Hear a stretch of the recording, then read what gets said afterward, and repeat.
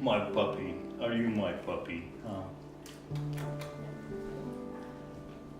Are you my puppy? Oh, thank you for the kisses. You're so handsome. Yeah, you're such a handsome puppy. I was born in Rockford, Illinois in 1939 on the 4th of June. Carl Eggert and Ramona Eggert, commonly known as Mom and Dad. My father grew up in North Woods of northern Wisconsin, north of Merrill, and attended a one-room school. There were grades 1 through 6, and 7th through high school. Moved into a boarding house in Merrill, Wisconsin, and would stay there during the week attending school, and then ride the train home, and then walk about 1.5 miles or 2 miles through the woods to get to his parents' farm that consisted of 80 acres of mostly timber, and they were subsistence farmers. They just lived off of the land, but never thought that a person from that background would end up going to the University of Wisconsin and graduating and becoming a biochemist. Worked for Chapel Brothers, which was a subsidiary of the Borden Company, and worked for the Borden Company for over 50 years. My mom was born in Rockford, and she and my dad met. They used to have friends come over, and some of the girls that she worked with, and then after they got married, they'd meet on every Friday night to play cards and have a supper together. And then when the kids came along, their children and us would be playing together while Mom and Dad and their friends were enjoying a good game of pinochle, I guess is what they used to play. And grew up back when meat was rationed, and at the end of the war, I remember they still had practice air raid warnings in case the United States might be attacked. And gas was rationed. Car tires were impossible to buy because all the things that were needed for war were rationed for the military. We had a varied diet. Once in a while you could get cowtail or oxtail, and so we'd have oxtail soup. And then we had friends on the farm, and once in a while we'd have chicken. We never starved, but you couldn't just go to the store and pick up what you wanted. As children, we played and were happy and enjoyed life. And I remember the day that they announced the end of the war, and everybody was excited, and it seemed like kind of a weight that you didn't realize was there was lifted off your shoulders, finding that the war was over and there wasn't going to be any more wars. But unfortunately, war still exists. So another memory I think of, I got to take the rent money up to the neighbors that owned the house that we rented, and I got to take a note bringing it back saying that they'd received the rent money. It was $4 for a month. Just imagine paying $4 a month rent. Nowadays, you couldn't even get in the door for $4. But we moved to Elgin. Population was 36,000, a big booming metropolis. So it was a much bigger area than what I was used to living in Rockford. There was a school teacher by the name of Jean Jaderman. She seemed to be so much different than all the other school teachers. Seemed like they were very old. They were probably 50 or 55, and she was probably just fresh out of college, and so all the boys in 3rd grade had a crush on her, and she was young enough to run around with the kids when we were out there playing, and the other teachers kind of just waddled around a little bit, kind of like I do now, but I never thought anybody would get to be that old, but now I am. So. Then went to the old Elgin High School. Didn't think anything of it. It was on the far east side of Elgin, and lunchtime, sometimes we'd have a nickel for lunch money, and we'd go down to Elgin Flour and Feed and buy a nickel bag of corn and then walk down to Walton Island down there and feed the ducks. Or on the way home, there was a place called Parties on Douglas Avenue that they had a little fountain, so it was always a treat to stop in there on the way home, and a little Italian man that ran the place. And then next door on the other side of the alley was Bloom's Ice Cream, and they had the best ice cream in there that you can imagine. Of course, anybody from Elgin knew about Burns malt, real ice cream, and real powdered malt. They'd fill up your glass and always, of course, put a maraschino cherry on top and a big gob of real whipped cream, not Cool Whip. I don't remember what it was. I think maybe 50 cents for a malt. Best malts in the world down there at Burns Drugstore. My father was involved in Boy Scouts, everything from being a scoutmaster to district commissioner. Earned the highest award in scouting called the Silver Beaver Award for meritorious service, and founded the Order of the Arrow, which is a honor camping society in the Boy Scouts. Brought it to Elgin and had the first chapter ever in the Elgin areas. My sister, I always remember having to wait for her to go to school.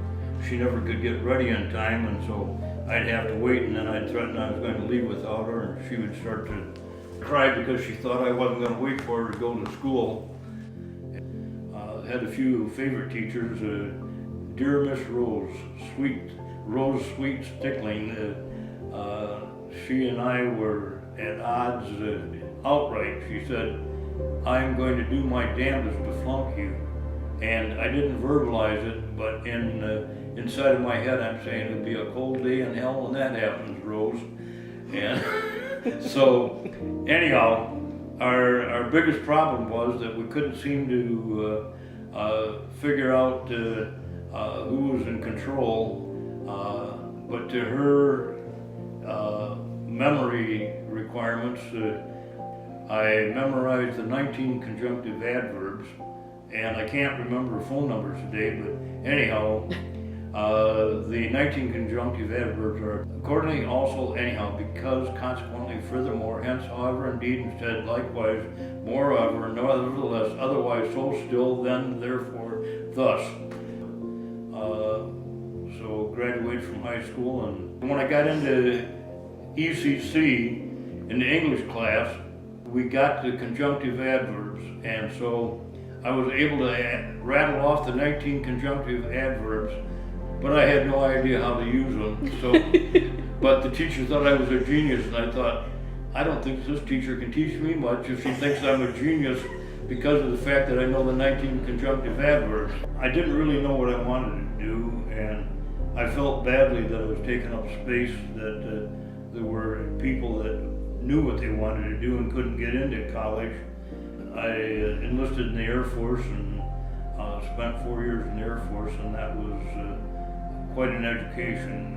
After I graduated from basic medical school, because I graduated in the top 10 of my class, I had an opportunity to pick which base I wanted to be stationed at for my first assignment. Little did I realize how that would change my life, but since I enjoyed hunting and fishing, I picked a base in the Upper Peninsula of Michigan that was known as Kinross Air Force Base. So while I was there, I met a friend who became a lifelong friend and is still a friend to this day, Donnie Nelson. He was a civilian that lived in Rudyard, and at a little church that I attended, and we became friends and enjoyed many off-duty hours hunting and fishing, and he was a great influence on my life. Probably didn't realize it to the extent. Hutch, who was sergeant in the laboratory, he had a group of young people that would meet at his house and have a Bible study. My wife-to-be happened to be there, and eventually we fell in love and ended up going with each other, and then I was gone to Labrador for a year, and Marilyn moved down and lived with my folks and worked at the old Elgin watch factory while I was in Labrador. And then we got married in 1961, and we had moved in after I got out of the military with my parents for about a month or so, and then rented a place a block away when we found out that our son was going to be born. And it was interesting. You know, we didn't have much money, we didn't have anything, we had each other, and we were so happy and excited. We were too dumb to know that we couldn't make it. You know, we had some used furniture, we had a basset hound, and you know, had a car, and we were young and in love, and everything was good. And we didn't realize we couldn't possibly make it, so we did. So being that I'd spent 4 years in the military, it appeared that out of nowhere that there was an opening at Sherman Hospital as an OR technician, so I applied for that job and ended up being hired and spent a year working in surgery at Sherman Hospital. The good Lord opened up another door. There was an application for police officers, and I applied, and I started in the spring of 1963 on the police department. And when you became a public safety officer, you trained as a fireman and as a police officer. And if there was a fire, well, you'd respond to the fire and act as a fireman. You had all your equipment in the squad, and then you'd go back to being a police officer again. I feel that that's where I was called to be, to serve the community and protect the community. I spent almost I was in my 34th year when I retired from the police department. You dealt with the worst of people, and you dealt with the finest of people. You learn to appreciate people and learn to look a little bit further than how they look, because there's more to them than just their outward appearance. I happened to be at the right place at the right time. On the west side of Elgin, there was a house fire, and I got there, and the building was full of smoke, and I saw the body in front of me, and I was able to drag that person out. When we got him outside in the fresh air, I asked them, was there anybody else in there?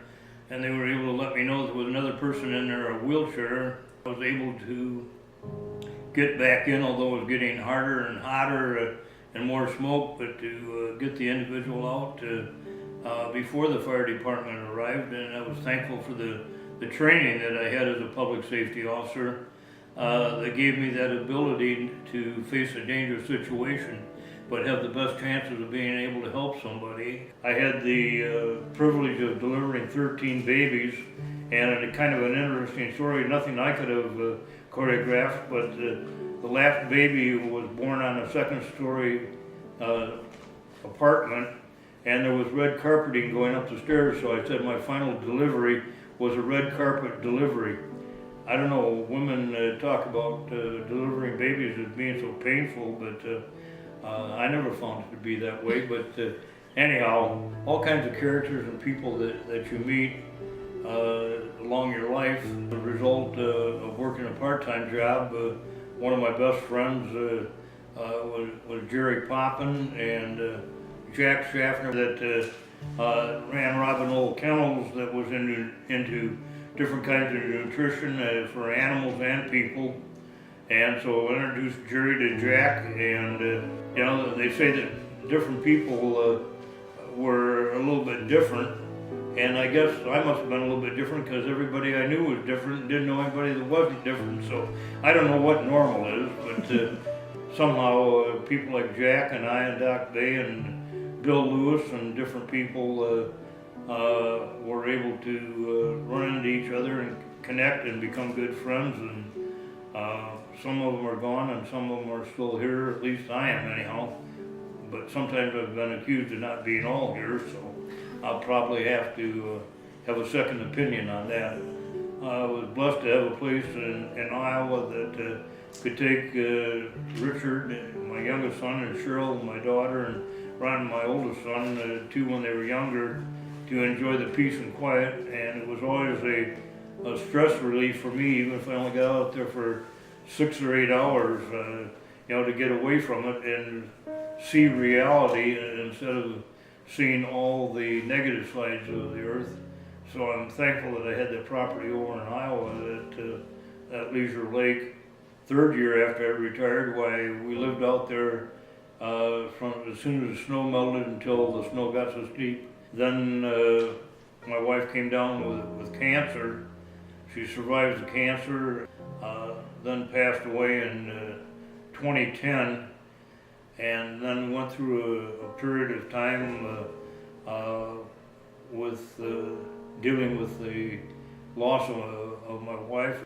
Luckily, I had a black lab named Gator that was a big help. Had read in the paper about an organization called Stepping Stones. After attending several meetings, you were able to kind of feel a sense of relief because you had suddenly always been a couple, and then all of a sudden you're 100% alone. How things have a way of working out. We were running short on funds for the pay for the advertisement in the paper to let other people know about the organization. And one of the fellows said, well, I've got a gift certificate for Otto's restaurant, and I'll donate that, and then we can raffle that off. And I was selling tickets, and I thought, well, I'll buy one. We had the drawing, I don't know what made me do it, but when he drew it out and it turned out to be me, I said, oh, Ken, do I have to give you the $10 now that I told you I'd give you for drawing my name? And then, all of a sudden, out of nowhere, I'm sitting behind a pillar, but I heard this voice that sounded like thunder and lightning. I heard vaguely, because Mother and I are going with you. I didn't know who Mother and I were. I didn't know who had said it, but I know I was going someplace with somebody, and as shy as I am, I was totally at loss for words. The voice took on form, and Linda appeared on the scene. I just casually said, Mother and I will go with you. We liked Otto's restaurant. And that is not how it came out of there. Thunder and lightning, my closest recollection. I had no idea. I didn't know who he was, hardly at all. I had seen him at one meeting, I think, or whatever. But Mother and I did go to Otto's with him and had a very nice lunch. And being the knight in shining armor that I was, why, I said with gallant voice, well, that's all right, I'll pay for it. So she said, well, then Mother and I will have to take you out to dinner. I said, okay, well, let me know, you know, give me a call and let me know when that is going to take place. I thought, I'll never hear from her. Lo and behold, she called. We all got into my car and drove up to Bright Box in Balltown and enjoyed a good meal, and then fell in love, and I always said that God's in the business of doing miracles because he created two women, Marilyn that would marry me, and then Linda that would marry me, and put up with you. And put up with me, yes. So we ended up getting married. Very ironic, the date of our wedding was 10/4. And I picked the date and had no idea. But that when you say 10/4. On a police officer, you're acknowledging that, you know, that you've got the communication, and I'd got the communication. And I marry him, and all of a sudden they're having great-grandchildren. I said, wait, my grandchild isn't that old. So I'm too young to be a great-grandmother. But I have 2 sons and a daughter. My oldest son has 4 boys. My oldest grandson has a daughter that's about 7. Yeah, 6 or 7. And his youngest brother has a boy and then a another bambino on the way. Then my daughter's daughter has a boy and a girl. Cheryl's son has 2 boys, and then my youngest son Richard, a daughter that's 23 and going to school and working, and so we probably got more great-grandchildren on the way, but... How about we talk about... Our sex life? Sure. You can talk about that if you like. I was going to go with the hot air balloon. I like that much better.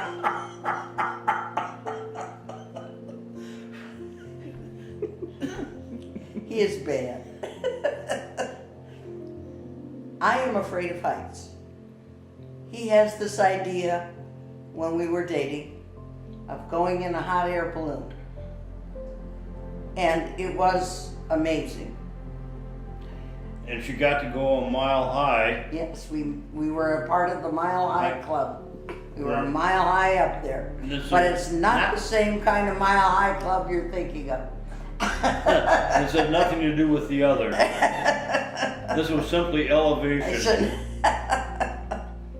Oh, and then he takes me zip lining.